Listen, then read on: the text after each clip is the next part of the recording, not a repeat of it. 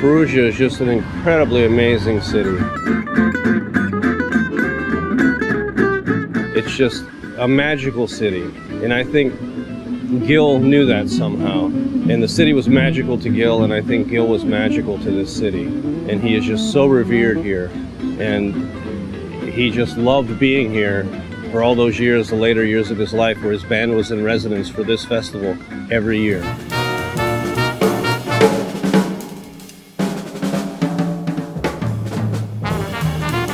I'm here because I'm a saxophone player and I came to see this beautiful music.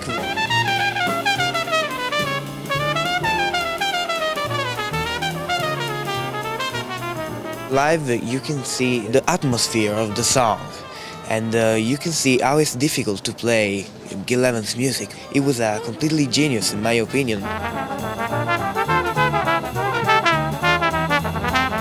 think for anyone who has been a fan of Gil's music, there's nothing like hearing it live, because on the album there's a lot of mixing that can be done, but when you hear it live, you really get a good sense of what a genius Gil was in terms of orchestration, just because he had such a good ear for balance in the ensemble. You know, it's definitely a dream gig sort of thing to go and play music that you just think is some of the best music ever written, and playing it for audiences that, know the history of Gil and, his connection with that festival. As a jazz composition major, it's been truly great to get insight into like one of the greatest jazz writers of all time, to really be inside the music. So it's been really cool to explore the music from that perspective, having just like previously explored it from the outside, just listening to the albums. I think it's sort of a validation or affirmation that jazz is still alive. This next generation of musicians is helping to push forward things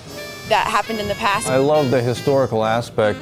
Being a composer myself, it's always been fascinating to me to see people's manuscript, when you look at Beethoven sketchbooks or something, and you get a feeling of who the person is. That's one of the things that we're losing nowadays with everybody working right into the computer.